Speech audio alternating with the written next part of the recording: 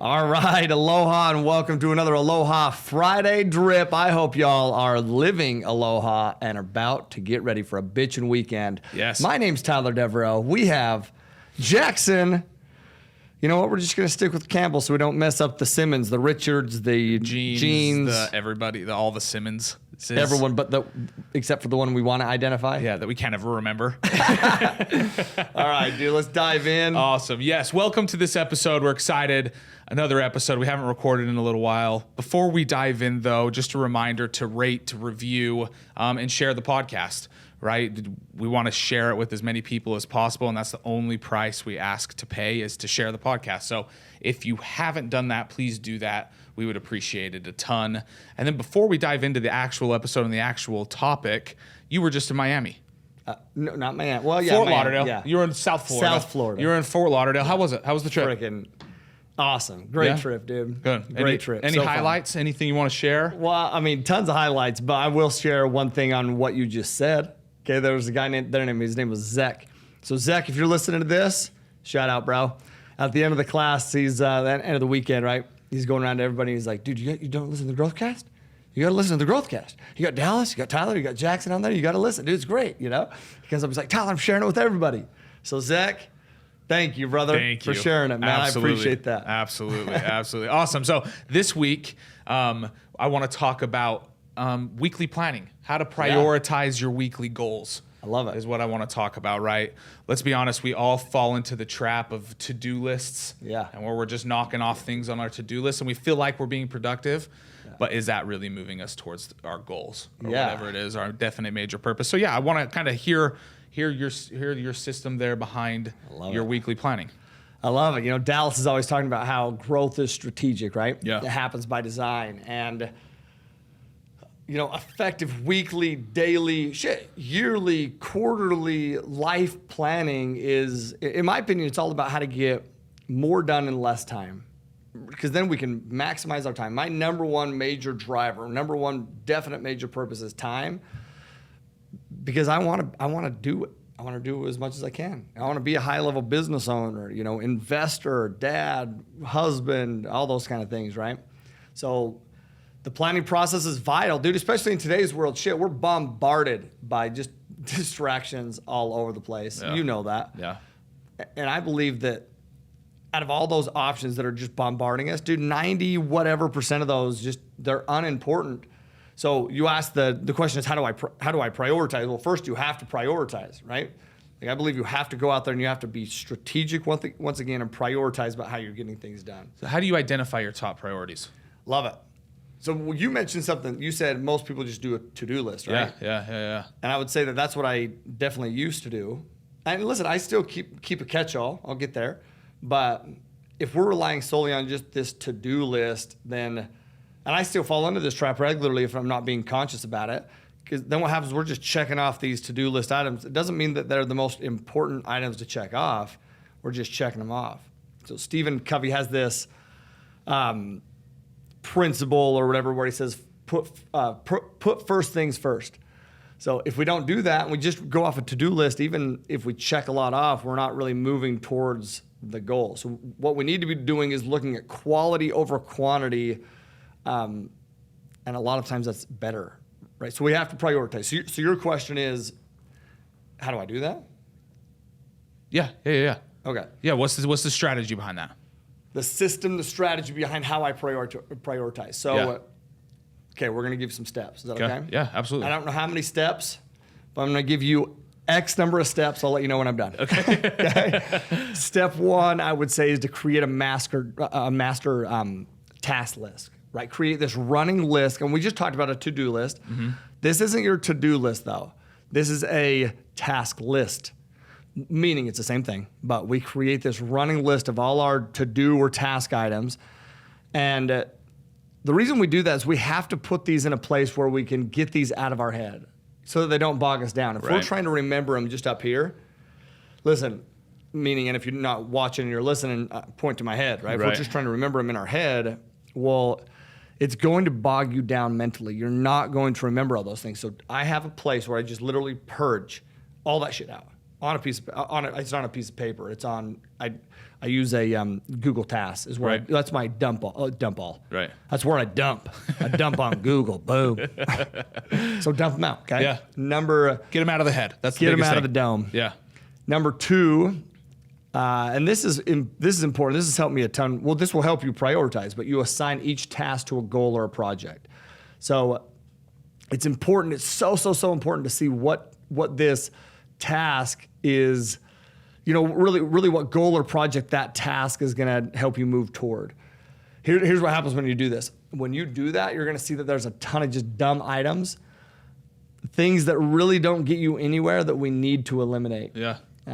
Or delegate those items. Not even just eliminate. Sometimes you just got to delegate them. So that's step 2. Assign it to a task. Real quick, how do you go about delegation? You're CEO of 2 companies, so you're delegating quite a bit. Yeah. What's just a little sidebar to delegating? Well, what does delegation look like when you do it? I'll tell you what delegation used to look like in my mind. Yeah. Like, hey, will you do this? I'm so sorry to add this to your plate, but take care of this. Would you mind doing that? Yeah.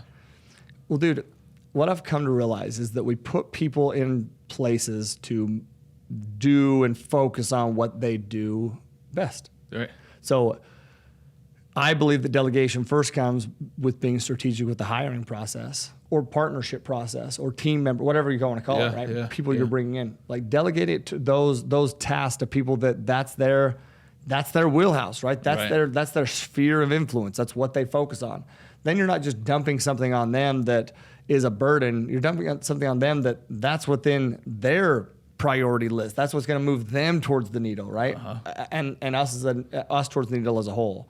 So really getting strategic with who you're delegating that to, and then knowing, man, the more you delegate, sincerely, the more that I delegate, the more money that I make. And that might rub some people the wrong way, but the more I delegate, the more money I make, and the more that everyone around me makes. Yeah. Why? Well, because we're all operating at our utmost top, just efficient levels. Yeah. Does that make sense? Yeah. And you just kind of back to what you mentioned is everybody's working in line with what their top priorities are. Yeah. They're not getting caught up on a task list when you're able to delegate like this, because then everybody's pulling the rope the same direction. Everybody's making the needle go the same direction, right? Yep. So no, it's huge. Thank you for touching on that. I think that's a huge golden nugget there. Okay, so that was step 2. Assign each task or goal or project, delegate and what else? So step 3 would be to set a deadline. Okay. You have to, and this is a simple process, but I'll tell you this is one that if I forget any of these, honestly, a lot of times it's this one. When I'm planning my week, eventually I set a due date. But like once again, this is prioritizing before I plan my week. Right. A lot of times I forget this one but it's so important because marking due date allows us to figure out really the best day of the week to tackle each item. It also helps us prioritize each item. And so I'm going to lead into step 4 along this. If I'm going to give you step 4 is prioritization. What I mean by that is we have to know which tasks matter the most. So for example, if I know that it has a specific due date and that due date is very soon, well, it's going to be a high priority. Yeah. So I grade essentially each of my tasks 1 through 4. Okay. So 1 is a top priority. That means we have to get that done right away. So let me backtrack. This is step 4, which is prioritization, but then I have 4 steps within step 4. Okay. Wasn't planned, but it's great. Okay. Number 1 is, I rank it a number 1, which means it's a top priority, right? So I have to get that done. It's top priority. I have to get it done. Number 2 is it's important, but I have a little wiggle room, right? It's important, but doesn't need to necessarily be done right this second. Maybe the due date's out a little bit. Yes. Yeah. Number 3 is to delegate. So if it's ranked number 3, it means I need to delegate it, which means that essentially these are tasks that I want to get done, but somebody else can do them and probably do them better. Okay. Yeah. Number 4 it's a good thing to keep in mind when delegating. Yes. Yeah. Somebody better for the job a lot of the time. And somebody a lot of us think we can do everything the best. I'll tell you, building a company and building out, team members within that company, when it gets to the point where it's like, when it got to the point where I realized I had to, I literally couldn't do it anymore. and I had to start to delegate. And then I was like, oh shit, these people, I thought I could do everything the best. No, these people are doing it way better than I could ever do it. Oh, geez. Okay. Yeah. It's a humbling but exciting thing. You know? Right. And then if it's rate number 4, that just means I need to dump it. These tasks don't move the needle. Get the sons of bitches off the list. Off the list. Why is it on the list in the first place? Well, because, dude, I'm not thinking about it when I'm just dumping it on the list. I'm not thinking, is this a priority? It'll take too much time. Yeah. I mean, putting it on the list, I'll do that during my weekly planning session, right? Yeah. Okay. Another thing to add there, it made the list because it was occupying space in your brain. Yeah. It was occupying. You know what I mean? It was on your brain, so you had to get it out there so you could ultimately identify that it's garbage. Yeah. And that you didn't need to do it. I love it, man. That's a great point. Then number 5 is time estimates. You know, if you look at the journal, we use a daily journal. It's called the Growth Guide. Shout out to Dallas Pruitt for putting together the Growth Guide.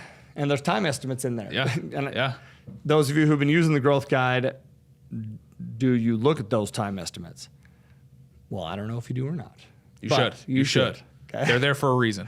So I keep a bunch of, so sometimes what I do is I keep a bunch of tasks on my list because I grossly underestimate how much time they'll take. And I'm looking at you because I know you do that same shit. I do the exact same Probably thing. all of us do. And this is Jackson's. yeah. This is Jackson's go-to. Mind if I share this? Yeah, go ahead. Well, yeah, I do this, but we're talking about like what he prioritizes or like things he needs to get done. He's like, yeah, I got this, but this doesn't take me too much time. I'm like, Jackson, yes, it will. Yes, it will. Because, dude, you're like me where you just want to move the needle. You want to get as much done as possible. But, man, setting a time estimate allows us to realistically plan, right? Yeah. Because then we know how quickly and efficiently we can get things done. This allows us to get the maximum amount of tasks done in the most efficient way. So set time estimates. And then, once again, you can see where you can fit that into your calendar. Step 6, and I'm going to backtrack, where you can fit into your calendar. Okay, let's say that I have one that's a 30-minute time estimate, and I have a 30-minute window that's opened up. Well, man, I can immediately go to that task list then and be like, boom, I can hurry and knock that thing out. Instead of being like, oh, man, what should I do with this 30 minutes? Well, maybe fuck it, let's go to Facebook. Yeah. You know? Yeah. I could go to that task list and be like, boom, this is what I can get done. Yeah. Okay. Yeah. That was 5, right? That was 5. I think it was 5. Yeah. So step 6 is I put really energy. So as I mentioned earlier, right? Not all tasks are created equally, and each task will have an impact on how we feel. So I rank it. EDN. E stands for this task energizes me. I love to do this one. D is this one drains me. And N is neutral. It's just neutral. Yeah. So tasks are either going to do one of those 3 things. They're either going to energize you, drain you, or it just doesn't matter. Yeah. But armed with that knowledge, we can plan our time with time to maximize our energy, right? Yep. So this is a simple way to get stuff done without wearing ourselves out. Like if you're stacking your calendar with a whole day of D's, draining items, that's going to be a shitty day. Yeah. That's a fact. Yeah. So stack them strategically as you're planning the week ahead. So essentially, you're ranking them again. Yes. You ranked them prioritized. Yep. That was step 4. So if you think about this, I'm ranking them in steps of priority, what I need to get done. Yeah. And then what this step does, the ENDs, what that allows me to do is figure out where in the week I need to put them. Yeah. Strategically stacked, energizing with neutrals with, and maybe a little baby drainer. Yeah. You know? Yeah. No, I think that's awesome. I think that's probably a step that a lot of people miss is when you're planning your week, you're not only planning your time, but where your energy is going too, which is a huge thing. So that's awesome. That's awesome. Anything else you want to add there? And then plan the week. Plan the week. Now you have each task categorized by, you got due dates, you have priorities, you have time estimates, it's energizing capability. So with those in place, we can be way more intentional with our daily and our weekly timeline, right? No more picking tasks randomly. Instead, we can use our weekly plan to hone in on which tasks we can tackle or should tackle for maximum results. And I want to clarify one thing, because as we go through this, and we should really do what we should do, that step 7, plan the week, that could be a whole Growthcast. Yeah. It could be a whole trip. We probably should. I'm down. Yeah.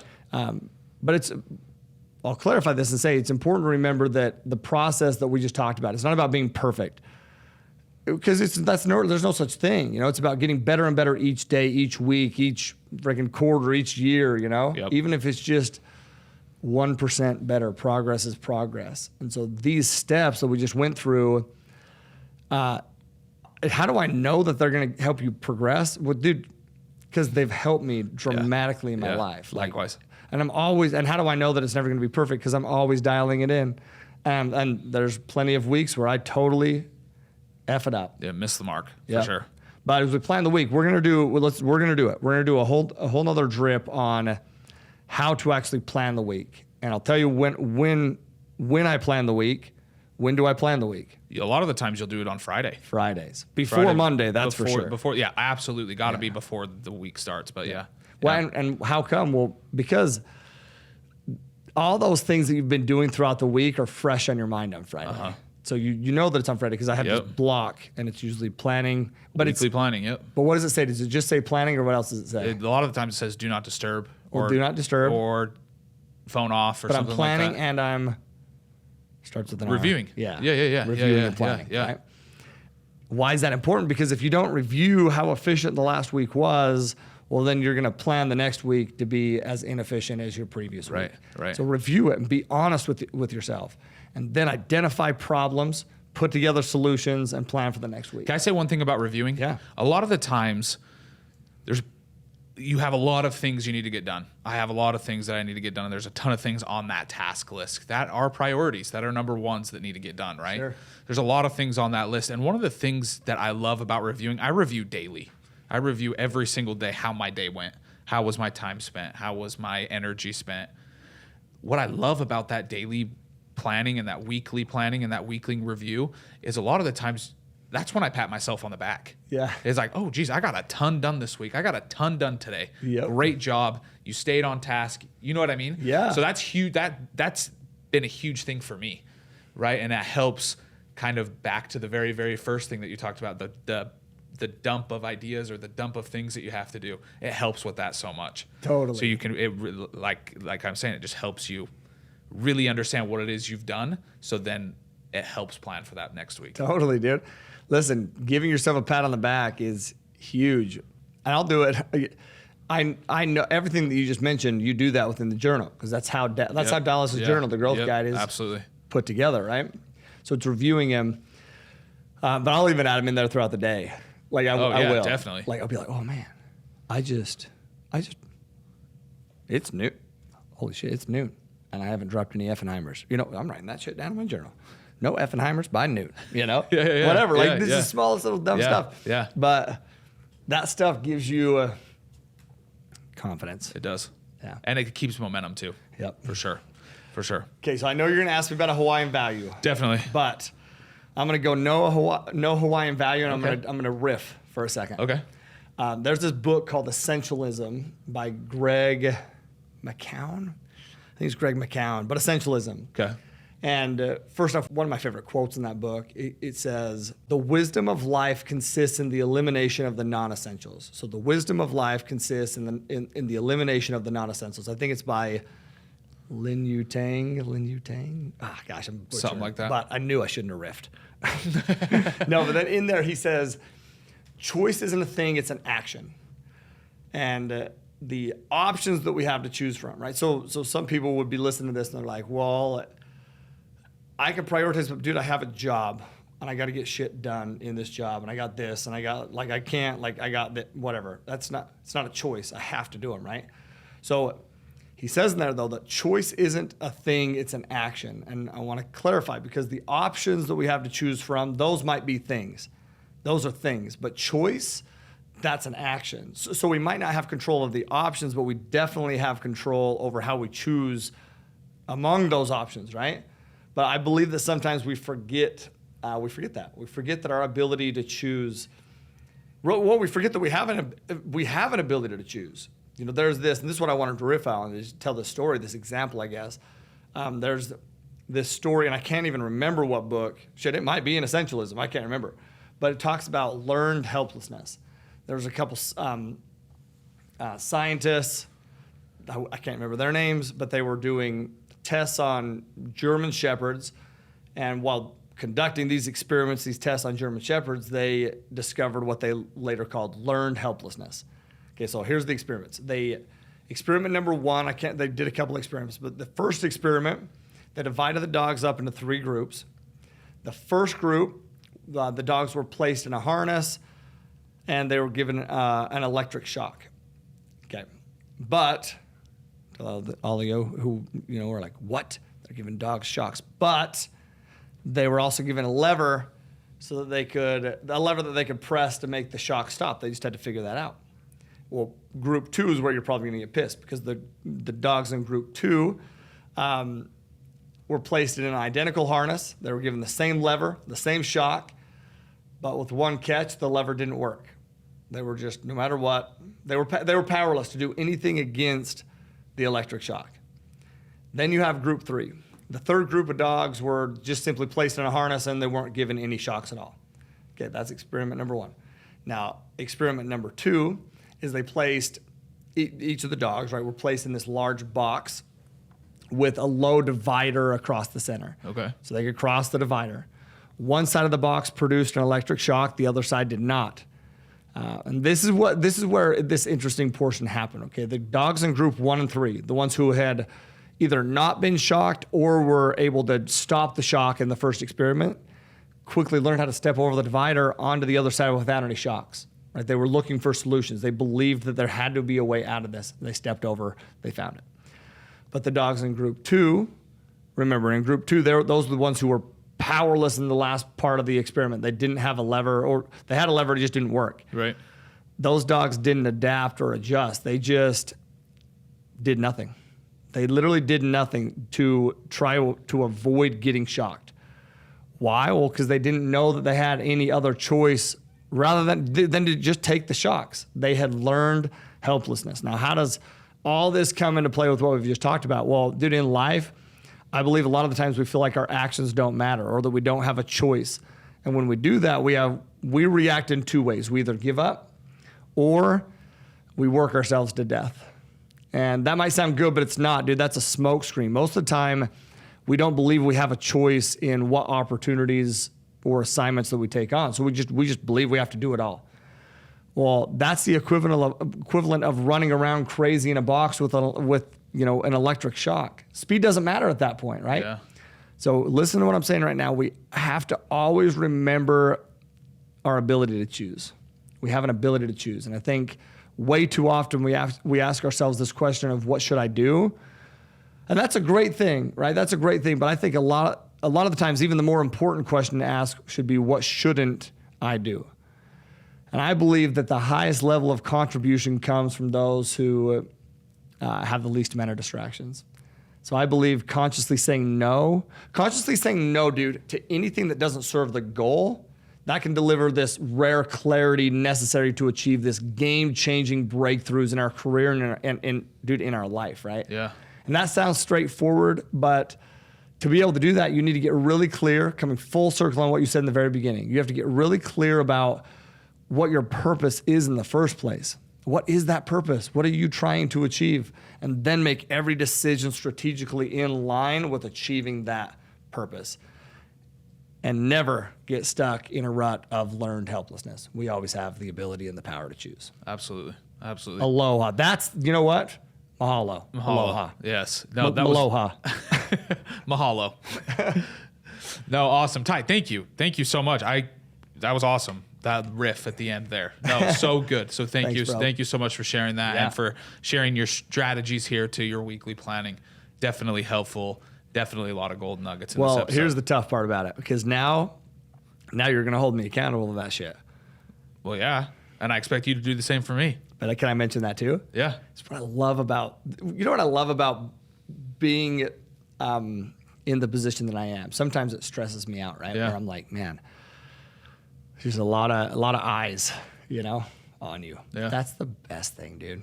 Because you know what that does? That forces you to be your best self. That forces you to live in the way that you're talking about, you know? Yeah. Like, dude, it's accountability.